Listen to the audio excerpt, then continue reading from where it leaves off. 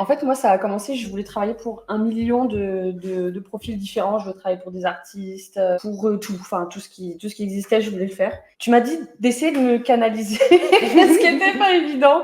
Et je parlais beaucoup du fait que je venais de me lancer autour de moi. Puis j'en parle à mon ostéo. Et là, mon ostéo, il me dit, OK, ce serait trop bien. Moi, j'ai une maison médicale et tout. Ce serait trop bien de faire un site web pour la maison médicale qu'on présente tous les praticiens. Je dis, OK, trop cool, tu vois, on fait ça. Puis finalement, ça n'a rien donné ce projet. Et donc je m'étais dit à ce moment-là, ah bah c'est trop bien parce que je vais m'adresser au monde de la santé. Et en fait, ça n'a jamais rien donné. C'était un échec total.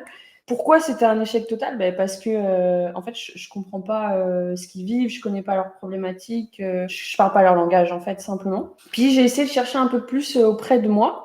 Et là, je me suis rendu compte que mon chéri, en fait, il est investisseur en immobilier depuis plusieurs années. Il y avait des problématiques que j'ai réussi à régler dans ces logements grâce à la communication visuelle. Et là, je me suis dit, en fait, il y a peut-être quelque chose à faire. Donc en fait, tu as testé ton premier projet, tu as vu que ça ne marchait pas. Et là, tu as identifié que c'est parce que tu ne comprenais pas forcément ton client aussi bien que tu comprenais les investisseurs immobiliers. Mais juste avant, quand tu as rejoint le bootcamp, là, tu te sentais comment?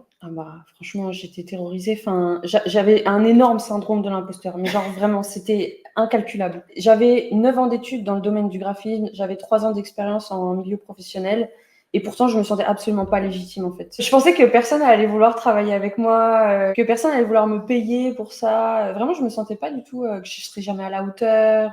Et du coup, tu as choisi d'être graphiste d'hôtes, mais qu'est-ce qui t'a mené à rejoindre le campus? À dire j'ai besoin de rejoindre le campus pour me lancer en indépendant? C'était l'aspect entrepreneurial parce que j'avais donc beaucoup d'expérience et de compétences et de connaissances et de diplômes, mais on m'a jamais appris à l'école en fait à travailler tout ça soi-même, puis à monter un business, puis à trouver des clients, tout ça. C'était vraiment le côté entrepreneurial. Ouais. Donc là, tu lances ton projet. Ouais. Ostéo, bon, ok, tu dis ça marche pas. C'est un échec. Et après, tu te dis ok, je vais tester avec mon copain, ça marche. Ouais. Tu peux me rappeler combien tu as fait d'abonnés à cette période-là?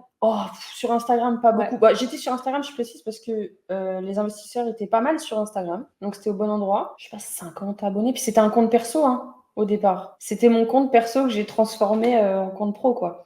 Donc les gens qui étaient dessus, c'était absolument pas ma cible. Au tout lancement du truc, vraiment, c'était pas du tout des investisseurs, c'était des amis, de la famille. Et c'est là que tu as trouvé ton premier client? C'est grâce à ça, parce qu'en fait, j'ai beaucoup travaillé sur cette niche, puis du coup, j'ai commencé à me faire une petite communauté, mais une toute petite audience, vraiment. Je pense que quand ça a bien démarré, j'avais comme 150 followers. Franchement, c'était vraiment pas grand-chose. Et je trouvais déjà des clients. Pourquoi tu as trouvé des clients? Parce que, en fait, je m'adressais vraiment à eux. En fait, je leur expliquais comment je peux régler une problématique qui est récurrente chez eux grâce à un service que je proposais. Et du coup, ils venaient vers moi. En fait, là, je voudrais bien montrer que le truc, c'est que non, là, c'est pas de la chance, en fait. C'est vraiment le côté où tu as vu ce qu'ils avaient comme problème. Genre, un Airbnb, ils ont envie d'avoir un 5 étoiles. Ouais, exactement. Ouais, ils ont envie d'avoir un 5 étoiles. L'ostéo, tu sais pas ce qu'il veut. C'est ça. Il veut un 5 étoiles sur son Airbnb, donc toi, tu comprends ce qu'ils disent. Et quand tu as échangé justement avec tes clients, tu disais qu'il y en avait qui t'avaient choisi spécifiquement parce que tu comprenais leurs problématiques, même s'ils pouvaient avoir des freelances qui avaient peut-être plus de bouteilles. Ah, tout à fait, ouais, il y en a plusieurs et puis qui reviennent encore vers moi aujourd'hui. C'est ce qui est génial avec les investisseurs, c'est qu'ils s'arrêtent pas à un truc, quoi. Mais c'est vrai qu'au tout départ, en fait, ils m'ont fait confiance très rapidement parce que, en fait, on parlait le même langage. Et du coup, je pense que ça en a rassuré vraiment beaucoup. Puis, ils m'ont même dit plusieurs fois, ils ont préféré prendre quelqu'un qui démarrait comme moi, mais qui comprenait tout ce qu'il disait, tout ce qu'il vivait, toutes leurs problématiques, plutôt que quelqu'un de plus généraliste à qui il aurait peut-être fallu tout expliquer. Et puis, qui n'auraient peut-être pas perçu, qui auraient peut-être pas perçu toutes leurs problématiques profondes, parce que du coup, c'était aussi leur apporter une solution auquel ils avaient peut-être pas pensé. Exactement. En fait, tu gagnes du temps parce que tu parles exactement la bonne chose à la bonne personne.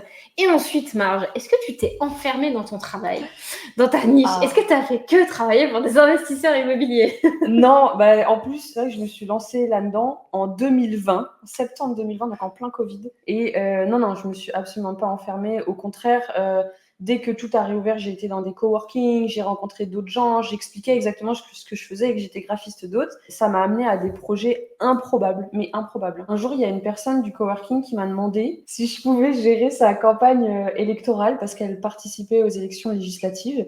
mais je m'attendais absolument pas à ça. Vraiment, elle savait que j'étais graphiste pour les propriétaires en Airbnb, et elle m'a quand même proposé cette mission-là, et je me suis retrouvée à faire des choses folles, à faire de la création de contenu et à filmer, à faire des interviews de figures politiques très connues, hein, très très connues. Tout le monde ici connaît cette personne d'ailleurs. J'en suis sûre. Alors que j'y connais rien en politique, que ça m'intéresse pas, que je suis pas engagée, j'ai été très honnête avec la personne, je lui ai dit tout de suite. Et j'ai pensé faire une erreur à ce moment-là d'ailleurs.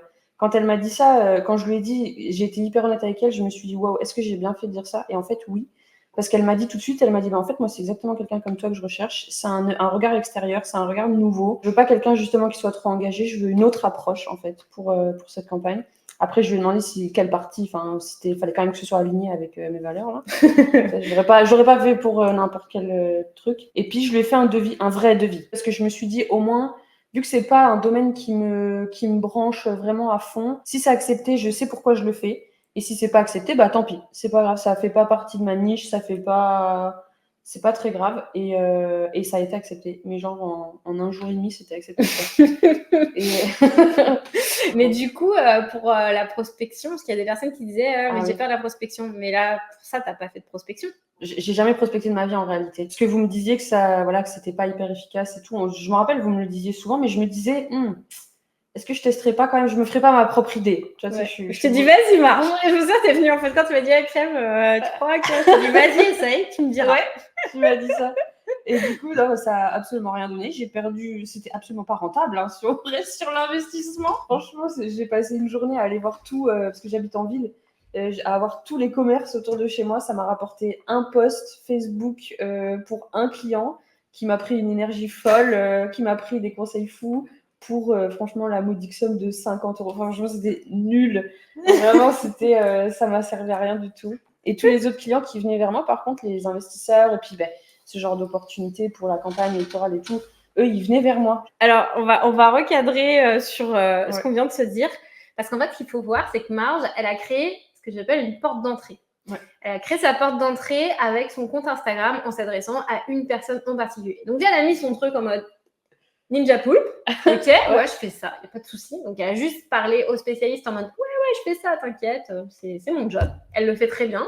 Elle est spécialiste dans ce domaine-là parce qu'elle a multiplié les compétences. Elle a combiné ses compétences de graphisme, de voyage, parce que tu avais une partie voyage aussi qui était dedans, tes intérêts pour la ville et tout ça. Parce que tu kiffes le street art aussi.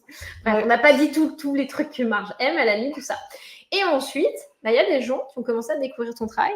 Tu avais aussi un projet au salon de l'agriculture. Ah oui. Après, tu as eu un autre projet pour faire de l'UX design. Ah oui, mais en fait, ces projets se sont vraiment reliés entre eux, quoi. La campagne électorale a fait que j'ai rencontré une équipe, que dans cette équipe, il y avait quelqu'un qui avait des besoins en UX. Ça tombait bien parce que moi, je voulais me former en UX, mais là, du coup, cette opportunité arrive, je dis oui, évidemment. Je suis pas du tout formée, mais je dis oui. Parce que professionnellement, je dis très rapidement oui à n'importe quelle mission. J'adore me challenger. Et ça m'a amené après à d'autres missions. Et du coup, ça m'a absolument pas enfermée parce que ça m'a amené à faire des choses que je voulais faire et que je savais pas comment y aller, comme l'UX par exemple. Et avec l'UX, ça a été un client récurrent? Ah oui, c'est un client récurrent. Je travaille avec lui depuis presque 2 ans. Ok. Donc, tu as quand même une base tous les mois, avec un client tous les mois récurrent. Et tes clients en Airbnb, tu disais qu'il y en avait quand même pas mal qui revenaient ou tu avais des contrats. C'est moins récurrent, mais ils reviennent très régulièrement tous les ans et demi, quoi. En fait, quand je vous dis que vous construisez quelque chose en forme de gâteau, c'est un peu ce qu'elle fait, Marge, elle construit un gâteau. Et comment le campus, ça t'a aidé à mettre tout ça en place? Les défis que vous me donniez à chaque fois dans les feux de camp. Et ça, c'est quelque chose, à chaque fois on ressortait, je ressortais souvent avec un défi, même des fois je venais en mode non, moi ça va en ce moment, j'ai trop rien à dire. Puis en fait on trouvait toujours une problématique et puis du coup on repartait toujours avec un défi. Il y a eu ça, il y a eu l'aspect communauté. Et franchement ça, je pense que c'est ce qui m'a le plus aidé, même si j'avais un super entourage. Hein. Franchement j'ai cette chance inouïe, c'est d'être très bien entourée par des gens qui comprennent ce que je vis, puis ils sont pas mal entrepreneurs aussi autour de moi. Mais parfois il y avait des choses, j'avais pas envie de leur en parler. Même beaucoup, je montrais vraiment que ce qui allait bien, en fait, souvent à mes proches autour de moi. Et alors que dans le campus, je pouvais vraiment faire part de mes vrais doutes. Même en feu de camp, je pouvais dire plus de choses que j'osais dire autour de moi. C'est pas qu'on me l'interdisait, mais j'osais pas. La communauté, ça m'a beaucoup aidée. Ouais. Trop cool. C'est vraiment le truc de fou, quoi. Et pour aller encore plus loin, à un moment donné, on s'est dit, Marge, elle a cartonné. À chaque fois, elle arrive en mode, du coup, je vais faire ça. Donc, je la repérais en mode, un poulpe intéressant. Puis du coup, en décembre dernier, on t'a dit, Marge, ça te dirait d'être poulpe master, d'être coach et mentor sur le campus pour aider les autres membres à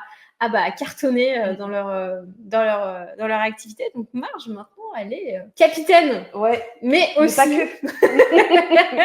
elle accompagne les membres du campus dans les feux de camp live, donc ils sont un petit groupe. Et puis, je suis prof aussi. Mais c'est vrai, on l'a pas dit. J'ai des étudiants, accessoirement.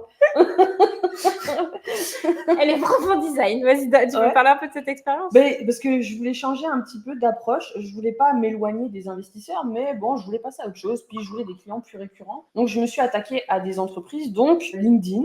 Et en fait, en faisant 2 ou 3 posts LinkedIn, j'ai eu 2-3 propositions pour donner des cours dans des écoles privées. Et du coup, j'ai rencontré plusieurs personnes. Puis celle avec qui ça a le plus matché, j'ai accepté. J'aurais jamais cru faire ça de ma vie. Genre vraiment, c'était pas du tout un objectif un jour dans ma vie.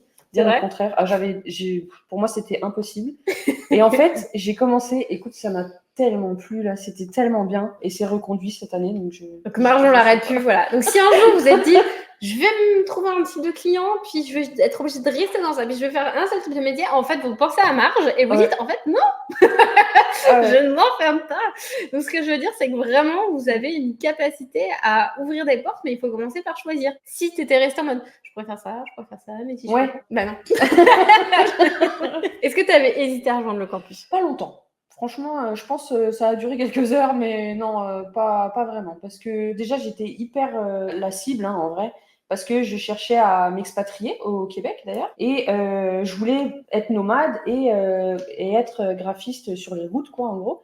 Donc, je cherchais un podcast et là, je vous ai trouvé. Je me suis dit, je trouverai jamais un accompagnement aussi ciblé. Je me sentirai jamais aussi comprise que là, c'était sûr. Mais parce que ça cochait toutes les cases, quoi. Le Canada, le créatif, le nomadisme, ça cochait tout. Même mon copain, il me disait non, mais vas-y et tout, fais-le, t'investis sur toi et tout. Et du coup, je fais ok.